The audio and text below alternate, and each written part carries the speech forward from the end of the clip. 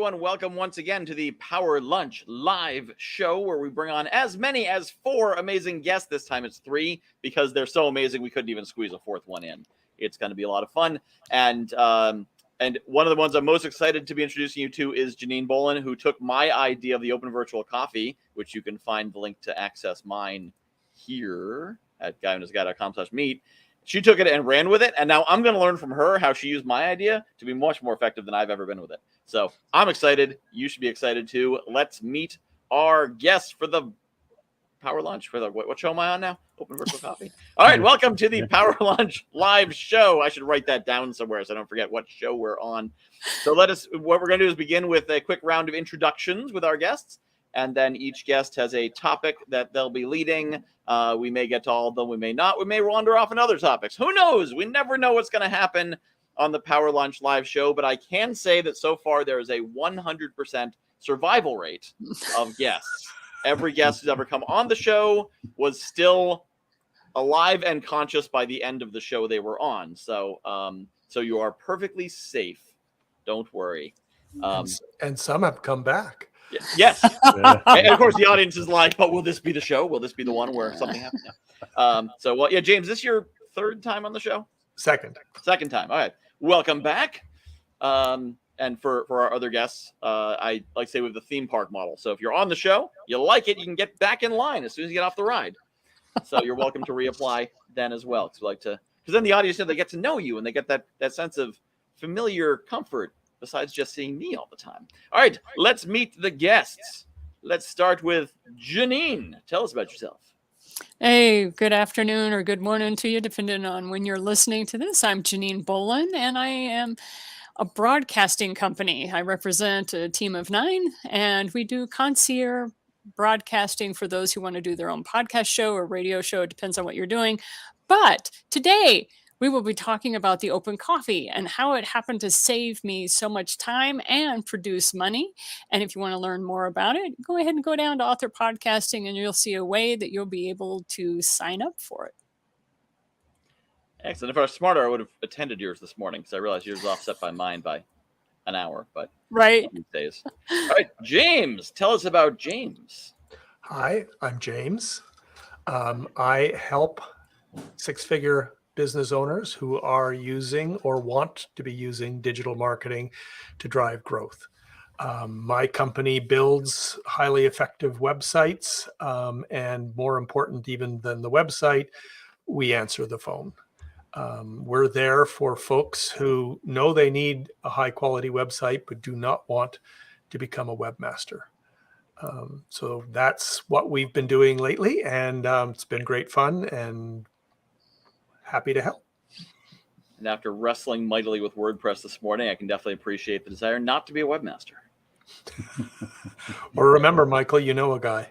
I think I have conquered it. I think. It was mostly a matter of uninstalling plugins that were supposed to help me. And the more helpful plugins I removed, the better it worked. So, Eric, tell us about yourself. Hi, I'm Eric Asbeck, and I teach entrepreneurs and consultants how to find financial freedom through my Entrepreneur Money Freedom course, which is about creating your financial action plan so you're relaxed about the money and can do what you want.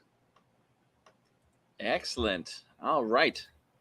So since I'm running the show and I'm super curious about what Janine did with my Open Virtual Coffee, we're going to lead off with that because, when you have power, what's the point if you don't use it? So Janine, tell us about how you have, actually, first I want to share a quick story before I get to that, which is the other thing that I have that has been replicated recently. I think she actually learned about it on this show, is the As Yet Unnamed program, which I call it the As Yet Unnamed program because I apparently didn't even make a graphic for it. It is a $25 a month coaching program because there's so many people I want to help, and I kept spending all this time being like, oh, let me get a call with you. I'll help you find a job. Let me get a call. I'll help you get started. Then I realized that was a bunch of time that wasn't monetizing. And I said, why don't I just put that all into 1 hour a week? Because I know I'm going to spend this time. And $25 an hour gives people access to that program. So it's guywhoknowsaguy.com/the program. And Jack Simmons was on the show last week, the week before, And she saw that. She's like, that's a great idea. I'm going to copy it. And I said, awesome. And then I went to look at her landing page. I'm like, this landing page is great. Oh, I love the copy. I'm going to copy it. And then I realized I wrote it. So, yeah, you know that copies, which actually I had the experience with James. I wrote a guest blog for you as well that I'm reading it. I read the headline. I'm like, oh, this is interesting. It's about networking. And I'm reading. I'm like, oh, these are some really good concepts. Oh, yeah, they're mine. Okay. That's why. That's why you sound so smart. It's me. So I basically just come up with half-baked ideas, throw them into the universe, let people finish baking them, and then bring them back. So, Janine, how did you finish baking my idea? Right. And I totally just want to let people know I totally give Michael credit. Anytime somebody's like, well, that's a great idea. And I'm like, wish it was mine. It wasn't. So I'm always kicking it back because I learned about Michael from the 99 Authors Project that I'm running through the end of this year. And so he came on and we were chatting. And then the next thing you know, I got onto his newsletter and he had this book that he had written. And I was scrolling through, I think it was page 3 or 4 of my screen as I'm scanning through what he's writing. And he had this open virtual coffee or open Friday coffee or something like that. And I remember thinking, oh my gosh, that would be so cool. I'm going to give it a try. And so it took me about 45 minutes to put everything together, landing pages, and go on to Zoom because I had never used the feature in Zoom that you have to use for this that helps you with your email list. And so I went ahead and made it so that everybody had to register and blah, blah, blah. And as I was doing all of this stuff, I thought, well, I'll go ahead because I'm probably going to reach back around to Michael and let him know how well it worked. I'll keep track. I'm a scientist, okay? I'm an analytical biochemist by training. I am data heavy. I go to the third decimal place on a lot of stuff. So anyway, I thought, okay, I'll track it. So the first week I did it, I saved 5 hours out of my week and I made roughly $380. And then the second week I did it, I saved 11 hours off of my week because of the number of people who showed up, and I made $1,700. And then the third week I ran it, I saved 7.5 hours. And I don't know how much money I've made off of it yet because it just happened this morning. So I haven't had a chance to have all the links. So I can't give you the dollar figure, but it's one of those things that I have students. I have 588 students that are in my online university, and I run over 15 different online courses.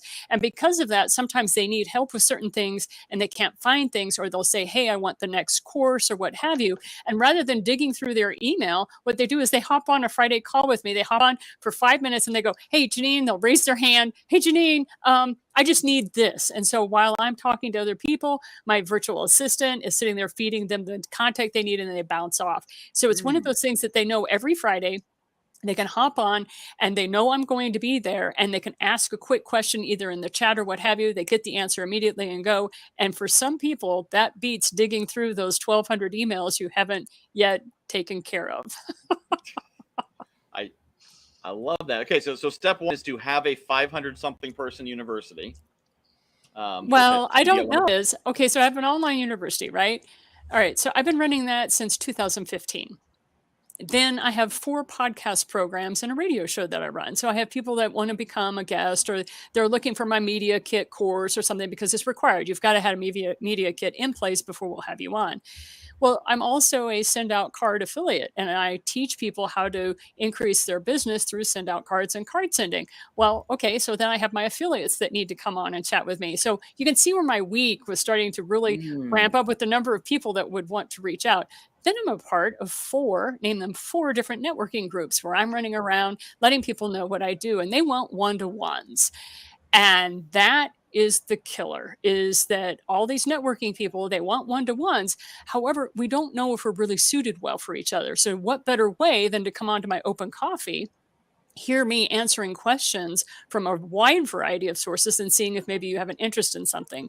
So part of the challenge that I have is I write books. I have 11 books published. I'm working on book 12, as you know, and I write in 4 different genres. So I never know which area or which program somebody is interested in. And so that's where the open coffee is very helpful. So I can hold up one of my 4 genre of books and people can decide, oh, that's why I wanted to reach out to you, Janine.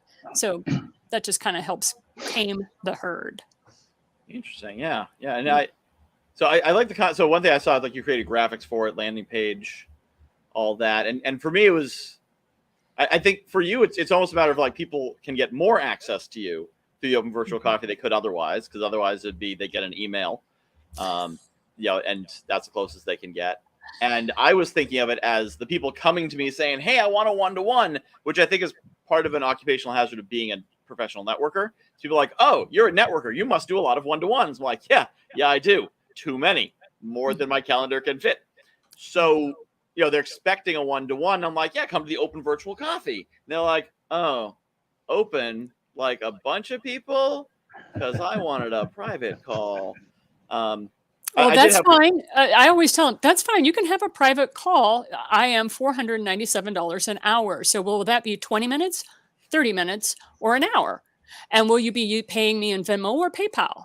All of a sudden, the Open Virtual Coffee looks really good to them. That's an interesting. I do see the appeal of that. Yeah, there was one person who said something out like there's some things I want to talk about that are proprietary, and so I don't want to share them. Like, sales pitch, what?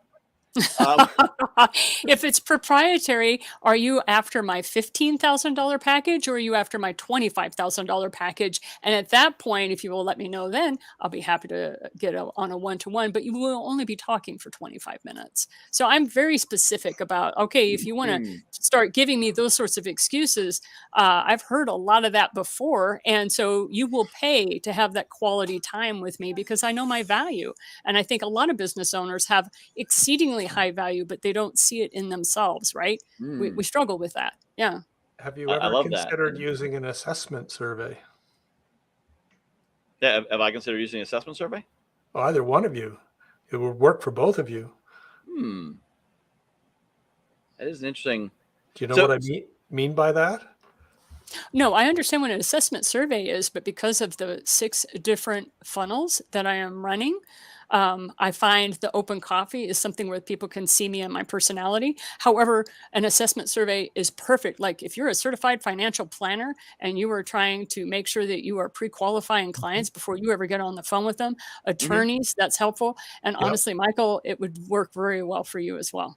I know why it won't work for me, but that's only because I have investigated it and went, oh, no, there's no way I can make this work.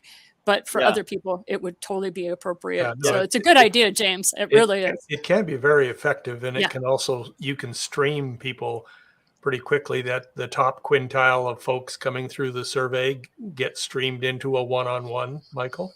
Whereas the rest get streamed to the virtual coffee. And the reason that they're getting streamed one way or the other is because it's worth your time. They've by virtue of how they've answered the questions, it's clear that there's much greater potential to turn them into a $1,000 a month concierge client. Yeah. Well, so one of the challenges I have is that part of my service is I meet a lot of people. So if I don't meet enough people, then my networking concierge value goes down. So I can't just be like, oh, I'm not going to take one-to-ones except for certain ones. One fear I've had is that the people I most want to meet presumably think the most highly of themselves if they accurately assess their own awesomeness. And thus, any amount of screening will make them be like, well, who are you to make me go through this screening process, buddy? You know who I am? I'm like, no, I don't know who you are. That's why I put you in the screening process. And that's the one who might be like, I'm not doing this junk. Whereas the salesman would be like, okay, whatever it takes to get on the call with this guy. The person who has no clients and no business has all the time in the world to do whatever they need to do to get in there. And that's always a fear is I want to make sure I don't create a system that reverse selects to the wrong people. But I think Janine's concept is really strong. Mostly just having confidence in it that to not worry too much about, because most people are introduced to me and I get a lot of introductions about like, hey, Michael, you got to meet Joe. Joe is the best. He's super cool. I love him. And you should talk to him.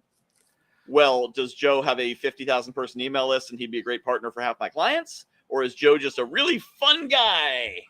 Or does Joe have something to sell? I don't know from that. And I don't want to push back an introduction because nothing annoys me like when someone replies and says, but why should I talk to them? Because that just tells me, okay, I just won't introduce you to people if you're not going to appreciate what I send you. So there's kind of some challenge I put in there, but I think just the confidence of like, my time is valuable, connecting with me is valuable, and connecting with me on a connection bonanza or an open virtual coffee is valuable, because I've had some really good meetings in both those spaces that have been very valuable for everyone. Plus, of course, the cross connections among them. Yep. Well, and that's what I love is this morning on our particular one, we had 2 authors and a podcaster. And so we were able to get, because of the podcaster, we were able to get introductions done in private chat to people. And so it was very helpful to everyone. And that's the thing. And I'm not doing this because I think, my time is more precious than the other person. I'm actually like, let's make this efficient. Let's try to build up a different model than what we have been doing.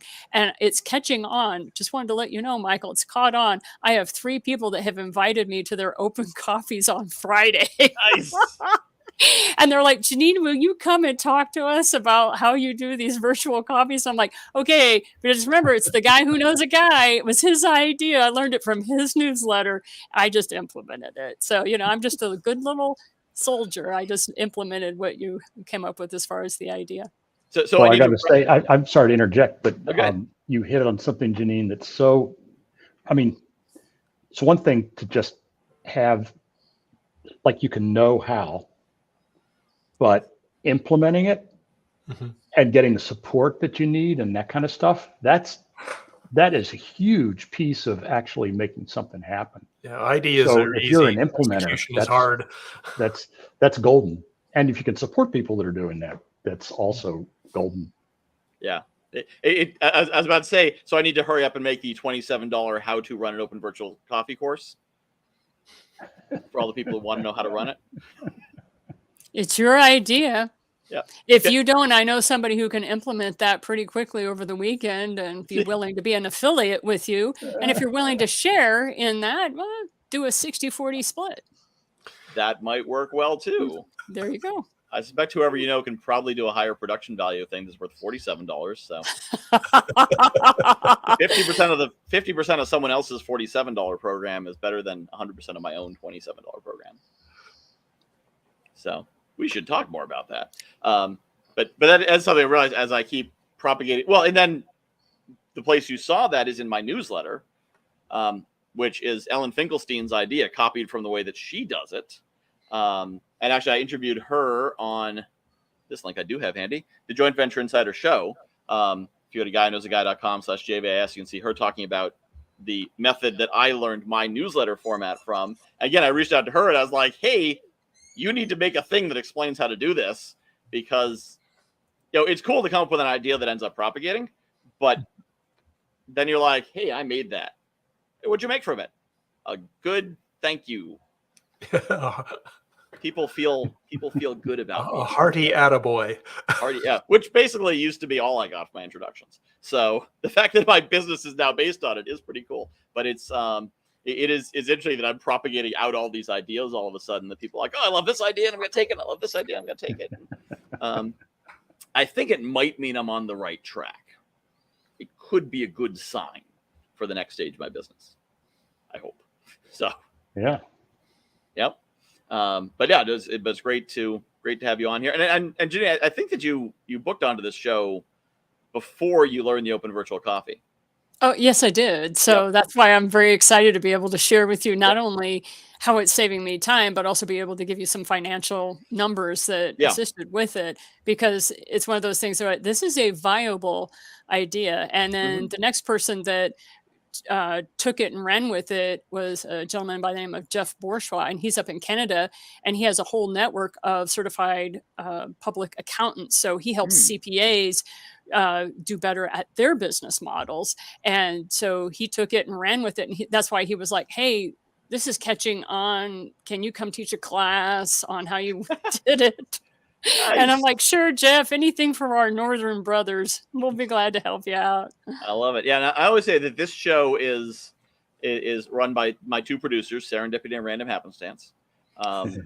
Like this, it's not automated in terms of how I assign the guests, but it's proceduralized. So I follow a process. I don't think about the process. I just click.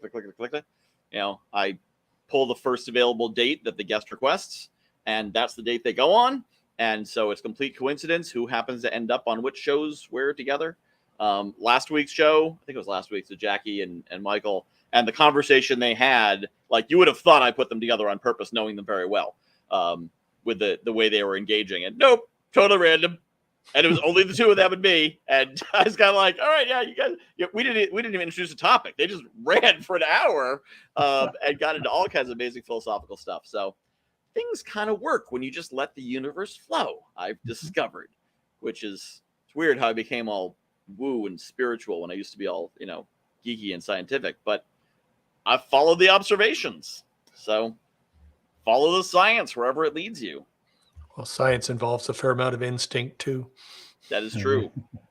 So speaking of science, which I'm hoping Eric's going to talk about in some way, Eric, Hey. tell us a bit about how to find financial freedom. Well, first of all, I'll say I like to work with entrepreneurs and consultants. And when I first kind of came around on this, it was kind of couched in the context of retirement.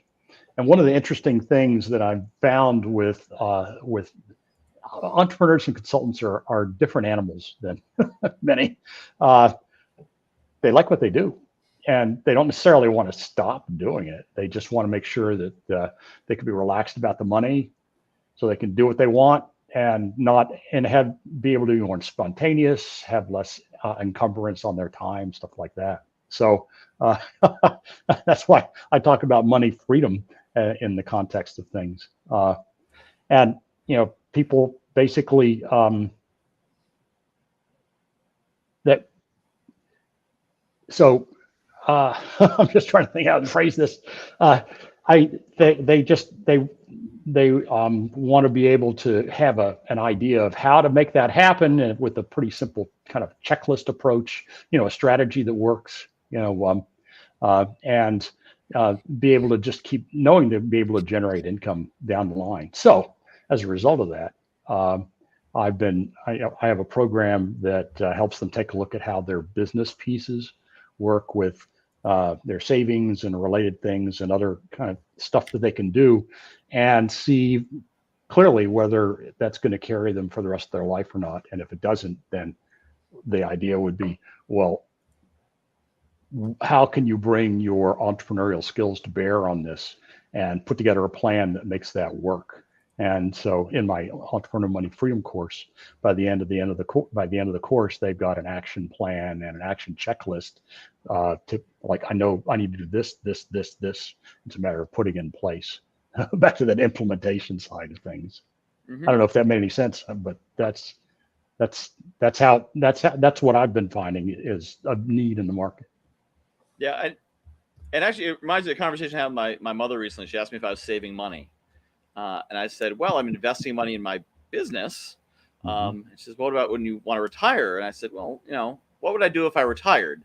Well, I'd probably want to meet interesting people, have interesting conversations, right. Maybe find some opportunities to travel, speak, exactly what I'm doing right now. Actually, is pretty much what I'd want to do if I was to retire. But you are right. Like, if I have a stroke or something and suddenly can't run my business, it would be good to have enough money that we could live on savings for an indefinite period of time.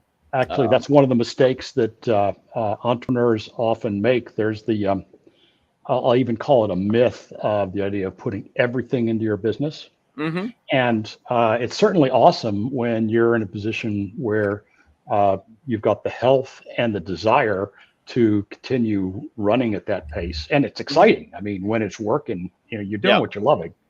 But if you're not thinking ahead and putting something aside.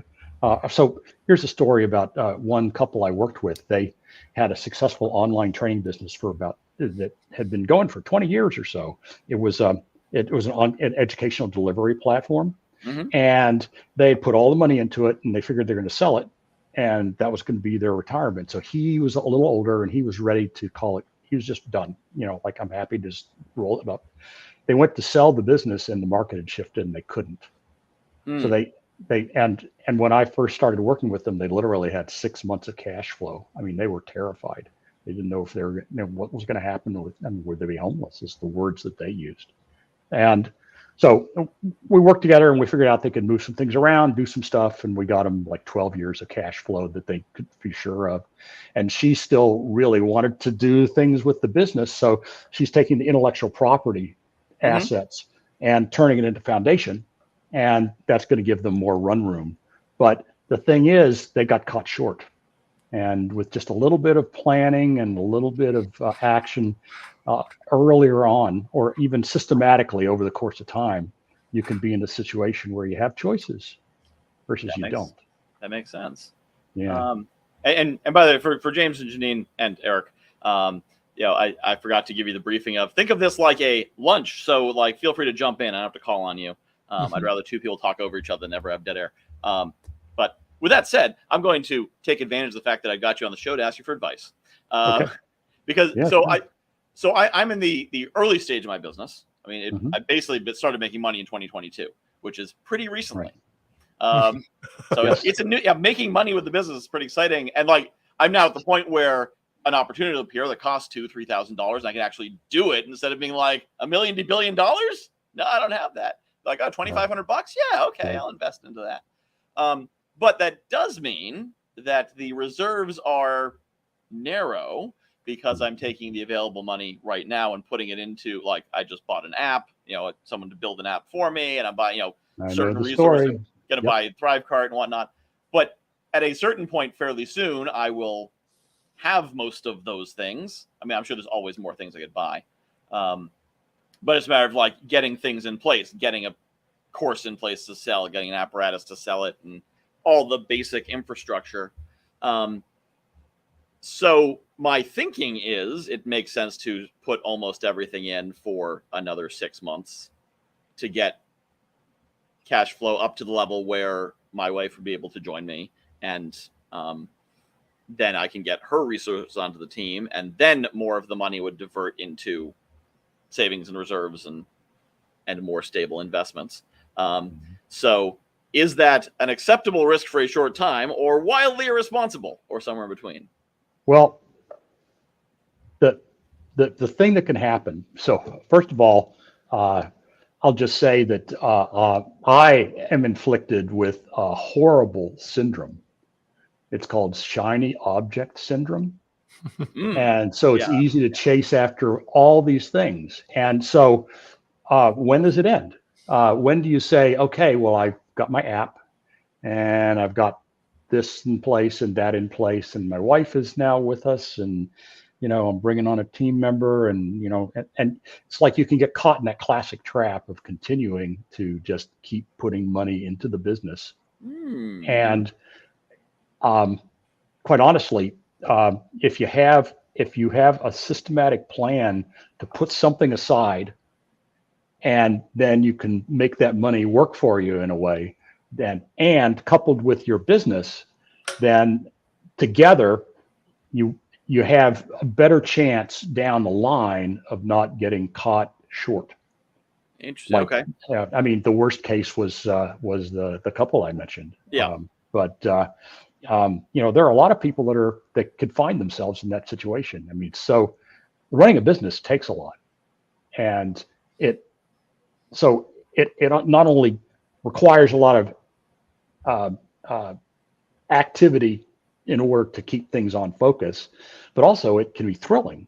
And, it's so you can get kind of pulled into that trap. And so you really want a plan that kind of looks holistically at all those pieces and sees how they're going to fit together. And then if you did end up, so I, 17 years ago, I found myself lying on the floor and couldn't move, and I couldn't walk. And it turned out I have a cancer that is treatable, not curable, but I had a tumor in my spine, and I ended up with all the stuff, chemo and radiation and stem cell transplants and back surgery and all this stuff. I didn't even know if I was going to be able to work again. I mean, let alone walk again or even live. I mean, it was pretty scary. And so that always stuck with me. And so it's caused me to come up with a system that I can be sure.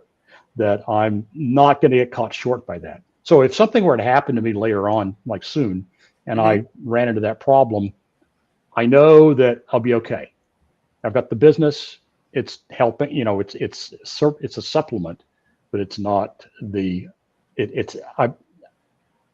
I'm not in a situation where if that goes away, I have no idea what I'm going to do.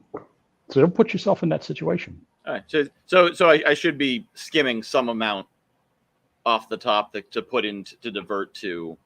Well, that sort of classical advice is pay yourself first. Right. And so you could think of it in one sense, it's give yourself a salary. And investing into my own company is not paying myself first. That's right. And the other piece of it, though, would be to say, yes, I know, but I'm going to put a little bit aside. I mean, I've been to Vegas a few times. I play the cheap blackjack tables. Yep. And I'll bring like, I don't know, $200 or whatever. And every time I win, I take half of what I win and put it in my pocket. Mm-hmm. So at the end of the day, when I've got nothing left on the table, I still got something with me. Okay. And it's like, so do yourself a favor. Yeah. And if you don't have a plan, put together a plan. Have something that you think you can see that how it's going to hang together, and that it's going to make sense. Yeah. And then down the line, you'll be hopefully giving yourself hugs and thanking yourself. Yeah. No, that makes, well, and if nothing else, so if I miss out on buying the next thing, I probably won't be saying like, oh, everything's ruined because I didn't get that one thing that I bought because life-changing thing. Whereas if I did put away $500 a month and didn't get the thing, well, 12 months later I have hopefully $7,000. Right. And then I could go buy a thing with that money at the very worst. Yeah.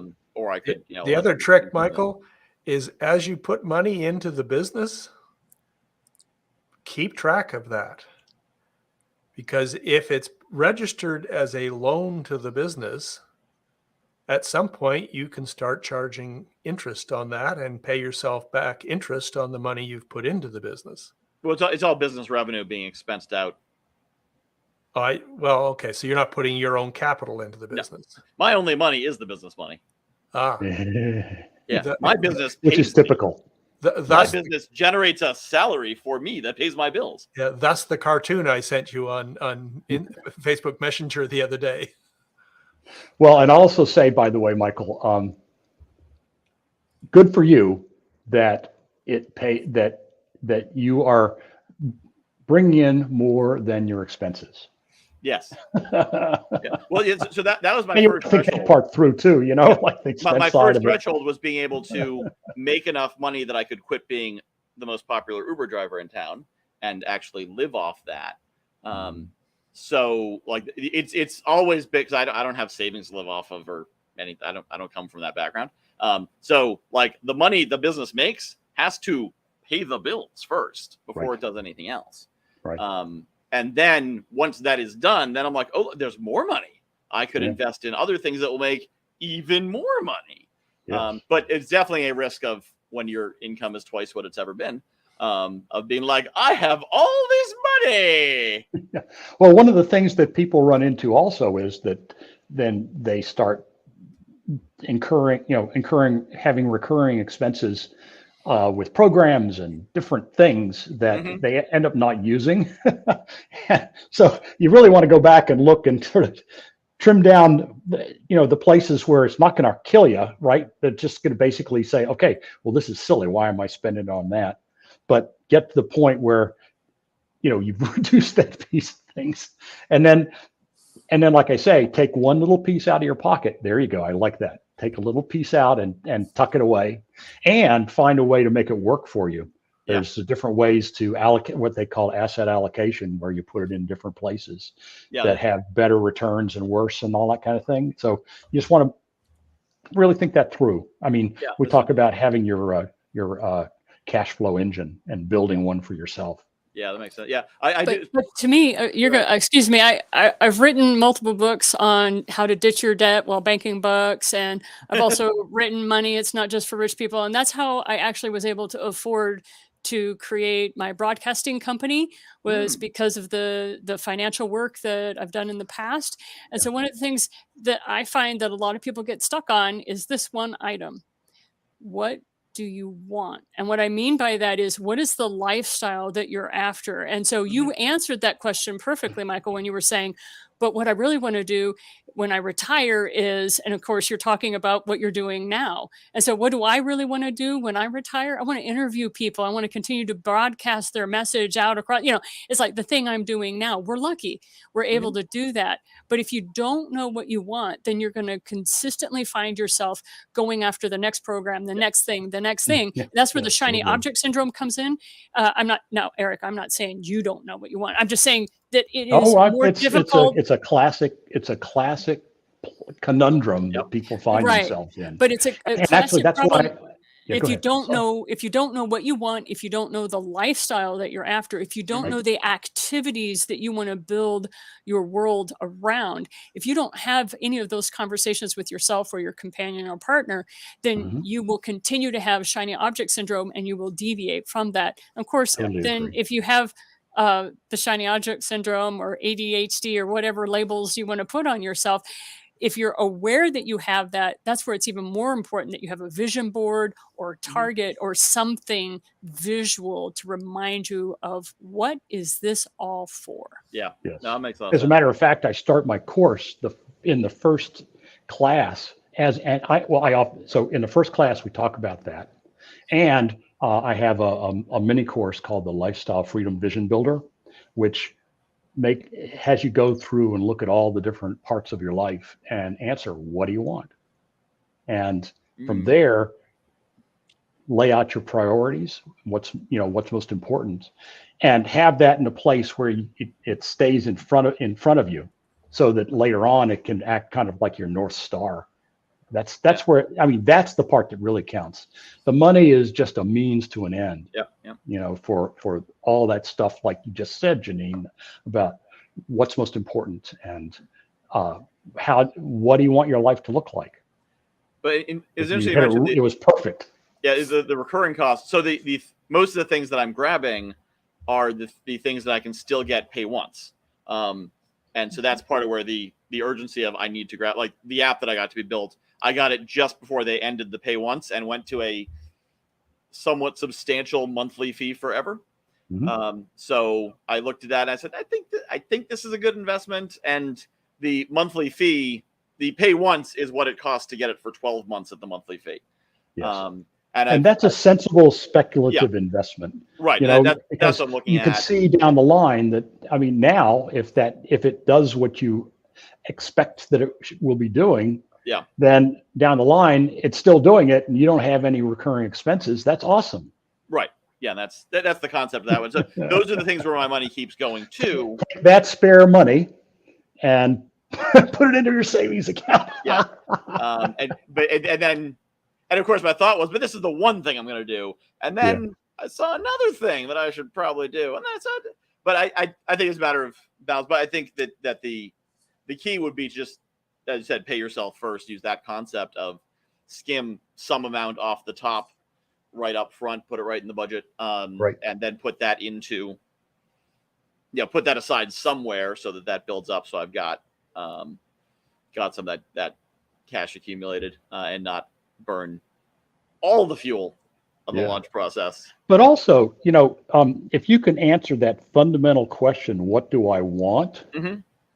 And you know what your priorities are, and you just actively keep those refreshed, then when different, not just like shiny objects, but also commitments and obligations that you could be taking on that pull you away from what is important to you and the people you love.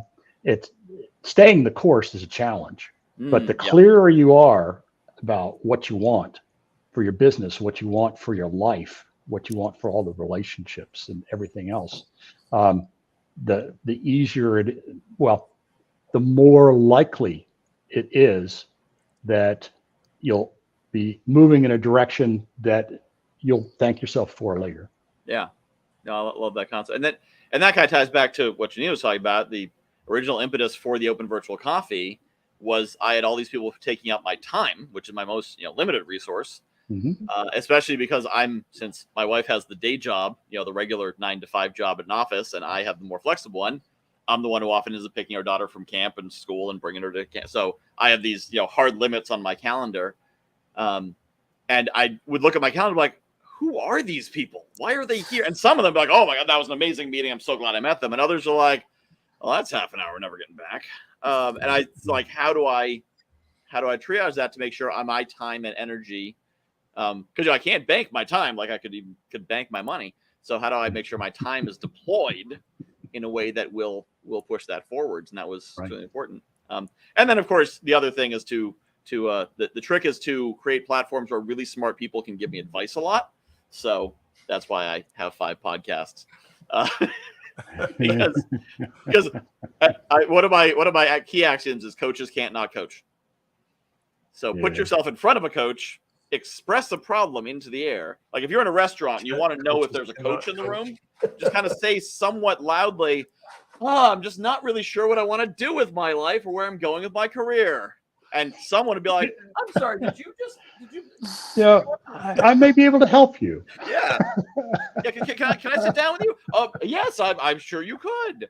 So I've gotten so much, and this is part of my desire to pay it forward too, is I think I estimated something like $50,000 of free coaching in 2021 with just amazing people who charge hundreds or thousands of dollars an hour who would get on a Zoom call with me. And some were podcast interviews, which were great. Some were just Zoom calls. And they started asking me questions and I just started answering them. And I remember one of them, it was supposed to be a 30-minute call. We're in minute like 78.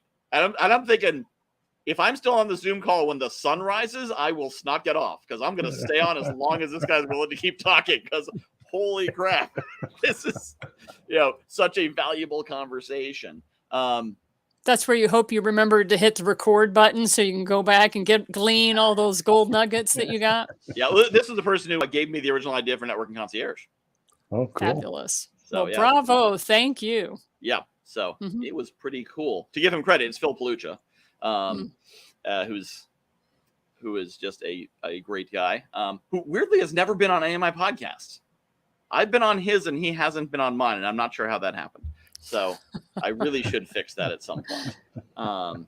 But yeah, he has a really good mastermind program that helps people learn how to build, which is funny because he helped me to develop business, which is totally off track from the main thing he teaches that most coaches need, which is generate leads, discovery calls, right? Get people into a program. I'm not set up that way, so a lot of the mainstream sales strategies don't actually fit my model. But I look at what he's teaching. I'm like, that's brilliant. It's not what I need, but it's brilliant. I can see how brilliant it is. If I needed that would be brilliant.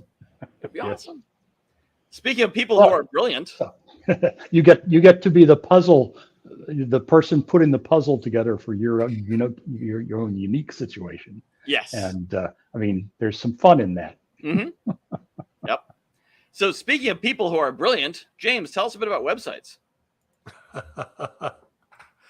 Well, first of all, I have to comment on how much I dislike StreamYard and the fact that it makes my gray hair look like it's in virtual.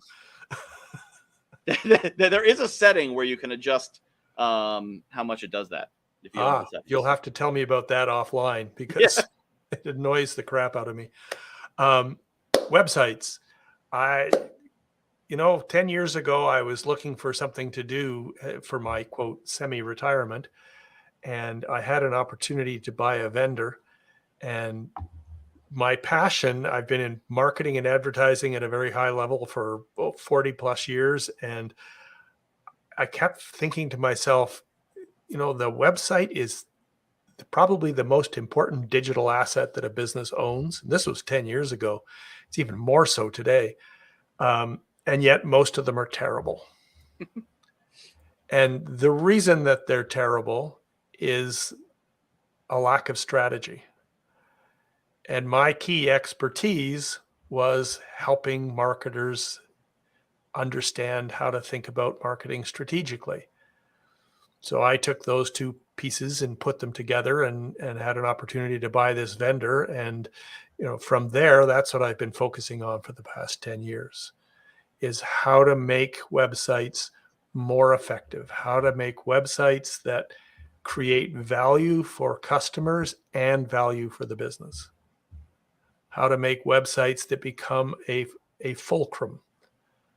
And I used the word fulcrum the other day in a podcast, and the podcaster looked at me and went, "What's that?"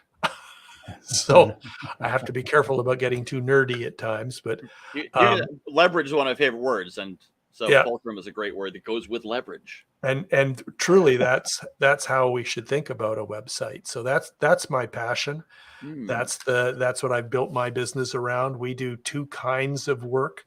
We do large custom websites for corporations, brand names that you've heard of. And these are large, complicated jobs with, a lot of back end custom coding and APIs and all kinds of technical stuff that I could make you all go glassy-eyed.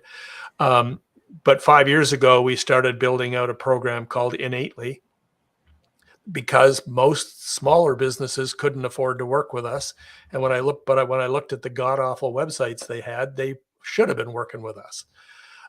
So we created Innately as a business website subscription product that's focused on smaller businesses. Like I said at the beginning in the intro, 6-figure businesses that are using digital marketing or want to be using digital marketing and need a website that's up to the task.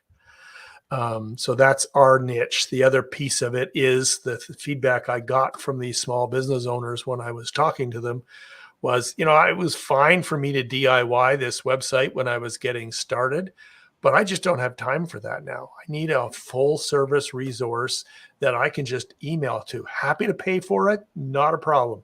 I just want to be able to email and send in tasks and requests and know with confidence that they're going to get done and done correctly.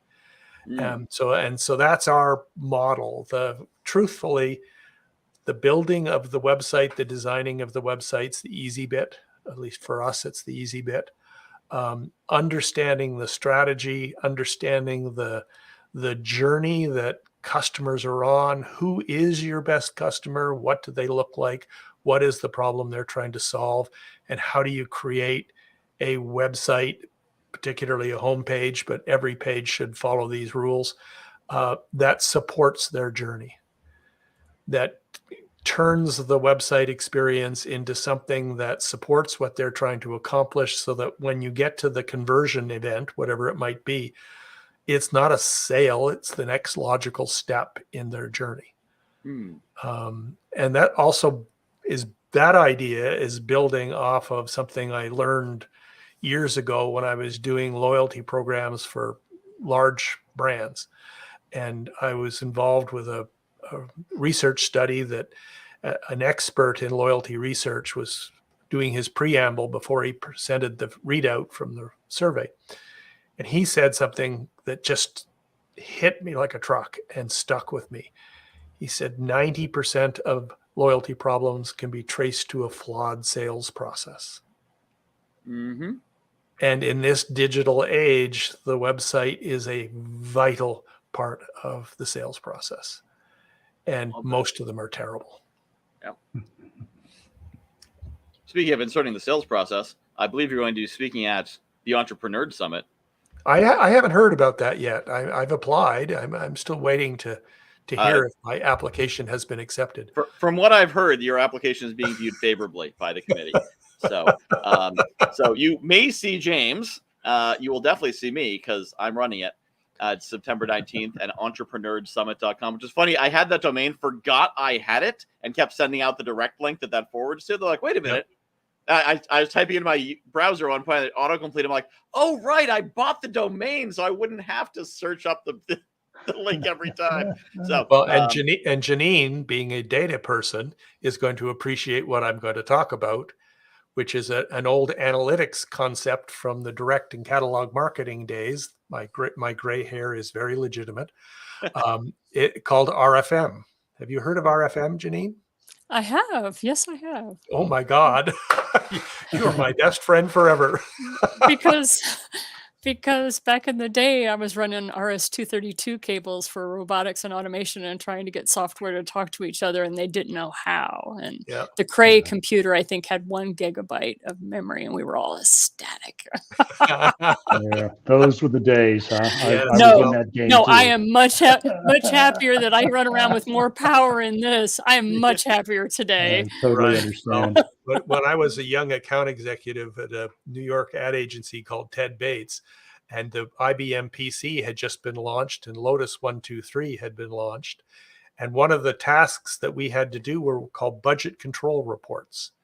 Horrible, tedious exercise where you had to take the actual expenses that you generated for the client and compare that back to the budget and pluses and minuses. And then you had to send it all on a piece of paper and pencil to the word processing center. And then they would do it incorrectly and you'd have to check it all, et cetera, et cetera, et cetera. If you can imagine a more ghastly task. Oh yeah. So I went out and rented an IBM PC and put it on my desk and bought Lotus 123 and built a spreadsheet to do the budget control report. Way to And go. and Yeah. my boss, well, actually my boss's boss at the time, he eventually became the CEO of the entire global agency, but he was sailing by my office and I could hear his feet skidding on the floor. And he was a yeller. And he's like, Hipkin, what have you done? I'm not paying for that. What is that? And he came in and started yelling at me. And when he calmed down, I said, Bill, here, let me show you what it can do before you get too upset. Do you remember budget control reports? And he's like, oh God, they're so awful. So I showed him what I could do with Lotus 123.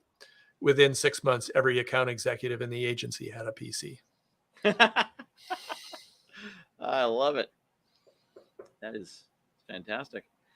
And to your earlier point about how the sales process, I think I mentioned earlier, like it was on the last podcast I was on, that I don't pitch, I don't close in my sales process. Mm-hmm. So I'll explain to someone what I do, and if they're interested, I'll tell them how I do it, and if they're still interested, I'll tell them how they can sign up for it if I want to work with them.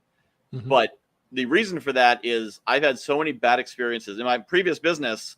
We could only sell 1, 2, and 3 year contracts. Right. So somebody bought in, 9 months later, they're unhappy. They want to get out. Well, I can't let them out. It's not a contract with me. It's a contract with the company, even though they thought it was with me. And so every month they're like, oh, I want to get out of this. And that not having their money would have been way easier than the stress of them being upset every month.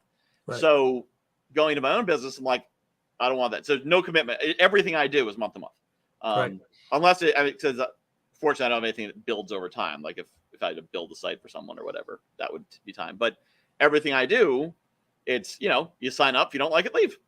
Yep. Because if you're not getting value from it, then you don't want to be with me and I don't want to be with you, because it's not creating that point I made earlier about creating mutual value. Mm-hmm. Value for the customers as well as value for the business. Yeah.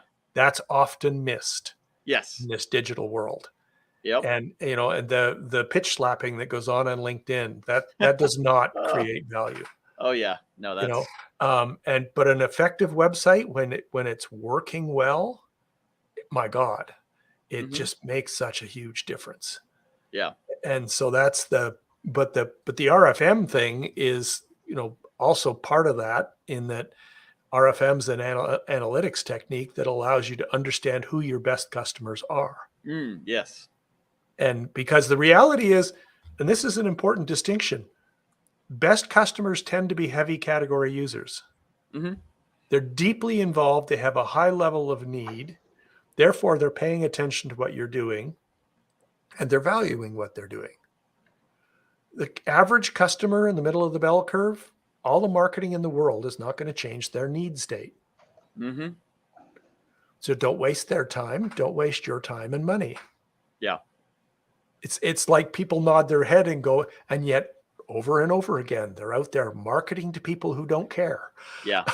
Well, and the funny thing is, It's go called ahead, the Janine. alpha. It's called the alpha segment of the bell curve.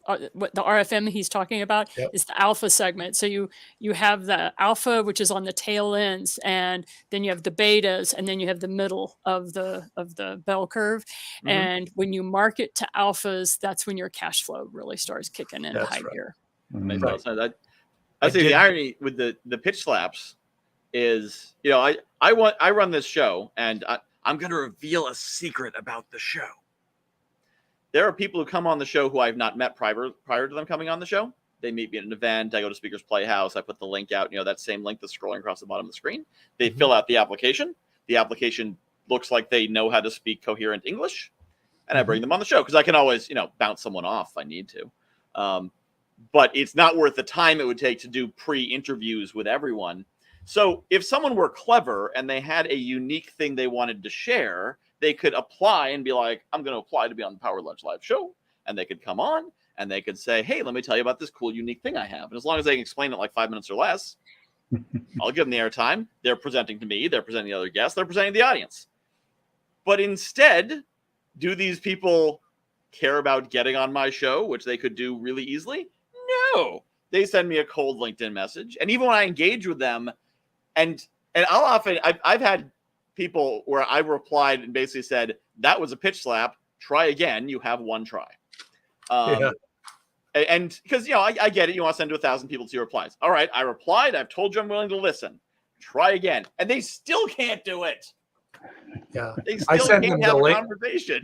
I send them a link to the article I wrote on mid-funnel marketing. Yep. Yeah, I've encountered a couple people who there's one guy who pitch slapped me from a fake Facebook account because he's working for someone else. He's following their bad protocol. And so, we talked and I tried to give him some advice and whatnot. He actually ended up following me from his real account. Haven't talked to him in a while, but, followed me from his real account. And he's like, yeah, I get the advice. I can see that could be valuable. And I'm trying to start my own business and whatever. And I'm like, cool. So try these things and good luck. But, so he got it. But so many of the people out there, and I get it if they're, an outside contractor and it's someone just hired to be a marketer. But when people it's their own business, I'm like, really? Like, talk like a person. And I've actually, by not trying to write copy, I've written much better copy. My emails that get responses and a 27% open rate and a 2% click rate, which I think are both pretty decent. I just sit down and it's 5 days a week. I send it out and I sit down and like, I'm going to write some stuff. And sometimes I write stuff and it ends up being, 19 pages long. And then Janine reads it and copies everything from it. I remember looking at that email before I had sent it and said, no one's going to read this. It is like 2,500 words. Nobody's going to read this email. But I don't feel like putting the effort to cut it down. So I'm just going to hit send on it. And I got a whole bunch of responses, but there wasn't a strategy to it. There wasn't a game plan. I don't even know if I had a call to action on it. It was just like, I do a bunch of stuff. Let me tell you why. Maybe you'd be interested. And the response I got from that just purely authentic dumping knowledge was better than I could have gotten if I paid someone $1,000 to write me converting copy for that email. Yep. Authenticity is important. When you just share with people what you're doing, like some of my favorite stuff is because I'm an author and a scholar and such a geek, I'm always reading the next cool book. Now, I don't get any money, but I'm reading this book, A World Without Email by Cal Newport, and people like him because of his book, Deep Work. He has a lot of good processes and stuff. But when you're just sharing what you know, or you got this really cool idea from this newsletter from Michael about this open virtual coffee or whatever, when you just share, like, I'm really excited about this. Here, check this out. That is what always gets more content back to me. That's when people really reach out. So anyway, Eric, keep working at helping people get retired. I'll keep them out of debt, and we'll definitely save America one business at a time as Michael connects us and James keeps us making money, right? Yeah, Well, creating mutual value. Yeah. Which can then create money. Yeah. Well, yeah, like you said, Janine, that's an offshoot. or maybe Eric said it, but one of the you two smart people said it. It becomes an offshoot from just create value for people. Yeah. Yeah. It is funny. I think of my website as thrown together. Like it's a bunch of things I've tossed onto a WordPress site over the course of 5 years. There's pages on there that I don't remember are still there. And someone will be like, oh, well, yeah, I found your bio. And, it talks about you selling cars. And I'm like, where is that on my website? Oh, like someday I need to go through and prune it. But it's sort of just things I've tossed up there. There wasn't really a strategy to it. Now, most of, if you go to guyknowsaguy.com at the top is basically the things I want to direct you to, because I'm trying to make some effort. But I've had people look at my site and say, oh, I loved your site. It was so comprehensive. It was so informative. I'm like, guyknowsaguy.com, right? Not a different site. like my site that I'm with the networking thing. They're like, yeah, yours is great. Are you sure? Well, kind of to your point, I had founded a couple businesses and then saw did this thing where I realized I could retire. So I did, but then I just grabbed exploringretirement.club just for fun. Mm-hmm. And then when I started refocusing, I found out entrepreneurs were worried about if they'd ever be able to stop working. And so I started helping with these things. But when I started my business, my point is I very consciously focused on not going crazy with a website and all that stuff. I mean, just focusing on like some very core essential things and not going too crazy about it.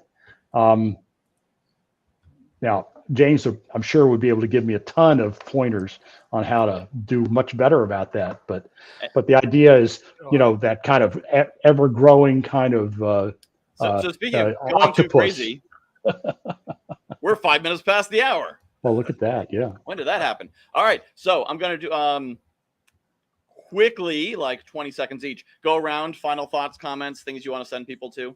And then we'll let everyone go and get on with their very busy lives. So, James, final thoughts. Hey, if you want me to look at your website and give you some feedback, go to 6secondsorless.com and fill out the form, and you'll book a little bit of time on my calendar, and we can talk about your website and how you can explore the 6 ways to engage website visitors in 6 seconds or less. Awesome. Janine, final thoughts. If you would like to be like Michael Whitehouse and be a part of book number 12 and you're an author or an author, please sign up at authorpodcasting.com. I would love to have you as a guest on our show and at the same time be included in our next book. Thank you. Very concise. It's like you have some radio background or something. Yeah, it's funny how that sounds, right? Eric, final thoughts. Okay. So one thing I'll say is I wish when I was a kid I'd known how this whole sort of money finance thing worked a little bit better. I would have been a lot better off in the long run. But you can go to exploringretirement.club and you'll learn a little bit more about me. And you can grab my free gift, which is called Hidden Income Streams. And it's like a 10-minute video that covers some interesting stuff. You'll see when you take a look at it. So yeah, I'd love to talk with folks. All right. Well, thank you all. This has been great. I've learned a lot from all of you, as always. A quick reminder, you can go to entrepreneursummit.com, which is a summit for entrepreneurs who happen to be geeks. So if you have a spaceship, a sword, a dragon, or a TARDIS somewhere in your office, here's my dragon, then you should be at the Entrepreneur Summit, either as a speaker, applications will open, or as an attendee. And also, if you would like to get in a room with me, and discover my open virtual coffee, the original one, guyknowsaguy.com/meet. Mine is every Friday at 10 a.m. and I believe Janine's every Friday at 9 a.m. Eastern time. So you can find me there. So thank you everyone for being on the show. This has been awesome as always. And thanks for teaching me a bunch of stuff. Thank you all.